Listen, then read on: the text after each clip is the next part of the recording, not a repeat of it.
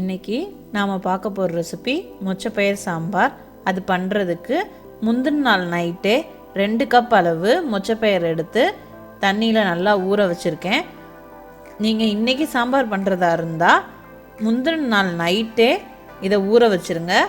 இதிலேருந்து பிதுக்கி பயரை மட்டும்தான் எடுத்து நம்ம சாம்பார் வைக்க போகிறோம். நான் காலைல பண்ணுறதுக்கு முந்தின நாள் நைட்டே ஊற வச்சுட்டேன். இதை லைட்டாக பிதுக்குனாவே உள்ளேருந்து பருப்பு வந்துடும். அந்த பருப்பு மட்டும்தான் வச்சு நம்ம சாம்பார் பண்ண போகிறோம். தோல் நம்மளுக்கு தேவையில்லை. இதை காலைல நீங்கள் பிதுக்கிட்டு சாம்பார் வைக்கிறதுக்கு கரெக்டாக இருக்கும். பாருங்கள், எல்லாத்தையுமே நான் பிதுக்கிட்டு ஒரு 2 தடவை நல்லா கழுவிட்டு அதுக்கப்புறம் நம்ம சாம்பார் வச்சுக்கலாம். இந்த அளவுக்கு எனக்கு பருப்பு கிடச்சிருக்கு 2 கப்பில். இப்போ வாங்க எப்படி பண்ணுறதுன்னு பார்க்கலாம். இப்போ நாம் பயரை ஃபஸ்ட்டு வேக வச்சு எடுத்துக்கலாம். அதுக்கு நான் குக்கரை அடுப்பில் வச்சுருக்கேன். குக்கர் நல்லா சூடாக இருக்குது. இப்போ இதில் நம்ம கழுவி வச்சுருக்க பருப்பை எல்லாத்தையும் போட்டுடலாம். போட்டு இதுக்கு வேகிறதுக்கு தேவையான அளவு தண்ணி விட்டு பாருங்கள், ஓரளவுக்கு லைட்டாக மேலே தண்ணி இருந்தால் போதும். தண்ணி விட்டு மூடியை போட்டு ஒரு 4லேருந்து 5 விசில் வரைக்கும் விட்டு எடுத்துக்கலாம். இருக்கட்டும், ஒரு 4 விசில் இருக்கட்டும். 4 விசில் விட்டுட்டேன். பாருங்கள், திறந்து பார்த்துடலாம். பாருங்கள் எந்த அளவுக்கு நல்லா வெந்திருக்குன்னு.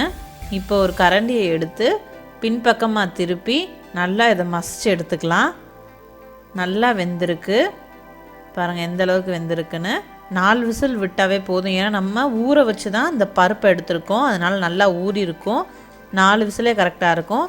இப்போ அதே குக்கரை நல்லா வாஷ் பண்ணிவிட்டு அடுப்பில் வச்சுருக்கேன். இதில் ஒரு ஸ்பூன் அளவு நல்லெண்ணெய் விட்டுருக்கேன்.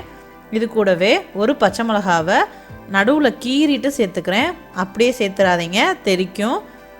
கீறிட்டு சேர்த்துக்கிறேன். இது கூடவே ஒரு 10லேருந்து 15 சின்ன வெங்காயத்தை தோல் சீவிட்டு வச்சுருக்கேன். அதையும் சேர்த்துக்கலாம். அப்படியே முழுசாக தான் சேர்க்குறேன். இதை நல்லா வதக்கிக்கோங்க. நல்லா வதங்கிருச்சு. ஒரு கோல்டன் ப்ரௌன் ஆகிற அளவுக்கு வதக்கினா போதும். இது கூடவே ஒரு 2 மீடியம் சைஸ் தக்காளியை கட் பண்ணி வச்சுருக்கேன். அதையும் இதோட சேர்த்துக்கலாம்.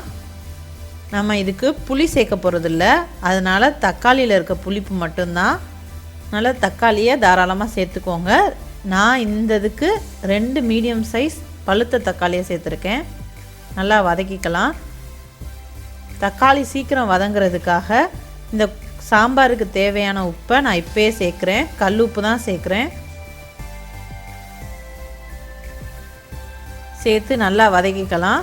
கல் உப்பு சேர்க்கும்போது சீக்கிரமாகவே நம்மளுக்கு தக்காளி வதங்கிரும். பாருங்கள், நல்லா வதங்கிருச்சு. இந்த ஸ்டேஜில் நம்ம காயெல்லாம் சேர்த்துக்கலாம். நான் 1 கை அளவு கத்திரிக்காய், 1 கை அளவு முருங்கைக்காய், 1 கை அளவு மாங்காய் சேர்க்குறேன்.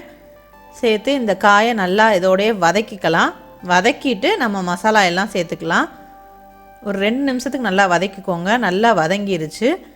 இதில் ஒரு 1/2 ஸ்பூன் அளவு மஞ்சத்தூள், 1 ஸ்பூன் அளவு வீட்டில் அரைச்சி வச்சுருக்க மிளகாத்தூள், இது 2ஐயும் சேர்த்து நல்லா வதக்கிக்கோங்க. நம்ம இந்த காயோடு நல்லா வதங்கணும். வதங்கினதுக்கப்புறம் நம்ம தண்ணி விட்டுக்கலாம். நல்லா மிக்ஸ் ஆயிடுச்சு. இப்போது நம்ம பருப்பு எடுத்து வச்சுருக்கோம்ல, அதில் இருக்க கொஞ்சம் தண்ணி இருக்குது. அதையும் இதோட சேர்த்துக்கிறேன். இது கூடவே நம்மளுக்கு குழம்புக்கு தேவையான தண்ணியை ஆட் பண்ணிடலாம். நான் 1 கிளாஸ் அளவு தண்ணி சேர்க்குறேன். இதுவே எனக்கு கரெக்டாக இருக்கும்.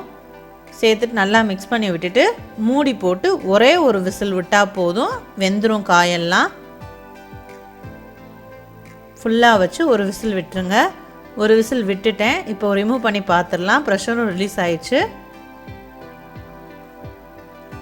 பாருங்கள், காயெல்லாம் நல்லா வெந்துருச்சு. இப்போது நம்ம ஸ்டவ்வை ஆன் பண்ணிக்கலாம். ஆன் பண்ணிவிட்டு நம்மளோட பருப்பை இதில் சேர்த்துக்கலாம். பாருங்கள் எந்த அளவுக்கு வெந்திருக்குன்னு. ஆன் பண்ணி நம்ம எடுத்து வச்சுருக்க வேக வச்ச பருப்பை இதோட சேர்த்துடலாம். சாம்பார் ரொம்ப தண்ணியாகவும் இருக்கக்கூடாது. சேர்த்துட்டு நல்லா மிக்ஸ் பண்ணி விட்டுக்கோங்க. மிக்ஸ் பண்ணிவிட்டு ஒரு 5 நிமிஷம் நம்ம இதை கொதிக்க விட்டால் போதும். பாருங்கள், நல்லா கொதிச்சு வருது. ஒரு 5 நிமிஷத்துக்கு கொதிக்கணும்.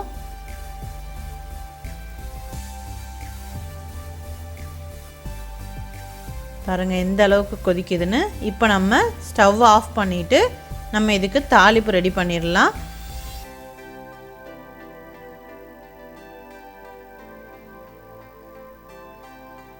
இப்போது அடுப்பில் ஒரு தாளிப்பு கரண்டி வச்சுருக்கேன். அது நல்லா காஞ்சிருச்சு. இதில் ஒரு ஸ்பூன் அளவு நல்லெண்ணெய் சேர்க்குறேன். சேர்த்துட்டு எண்ணெய் காஞ்சதும் கொஞ்சமாக வெந்தயம், ஒரு அரை ஸ்பூன் அளவு வெந்தயம் சேர்த்துருக்கேன். இது கூடவே ஒரு அரை ஸ்பூன் அளவு ஜீரகம் சேர்த்துக்கோங்க. சேர்த்து நல்லா பொரிஞ்சதும் கொஞ்சமாக பெருங்காயத்தூள், இது கூடவே கொஞ்சமாக கருவேப்பிலை. அவ்வளோதாங்க, நம்மளோட தாளிப்பு ரெடி ஆயிடுச்சு. இதை நாம் எடுத்து அப்படியே நம்மளோட சாம்பாரில் கொட்டி கிளறிக்கலாங்க. இந்த சாம்பார் நம்ம மோஸ்ட்லி அமாவாசை டைமில் செய்வோம். ரொம்பவே சுவையான சாம்பாராக இருக்கும், டிஃப்ரெண்ட்டாகவும் இருக்கும். யூஸ்வலாக எப்பயும் போல் இல்லாமல் இது கொஞ்சம் டிஃப்ரெண்ட்டாக இருக்கும். ட்ரை பண்ணி பாருங்கள். ட்ரை பண்ணி பார்த்துட்டு எப்படி இருக்குன்னு எனக்கு கமெண்டில் சொல்லுங்கள். தேங்க்யூ.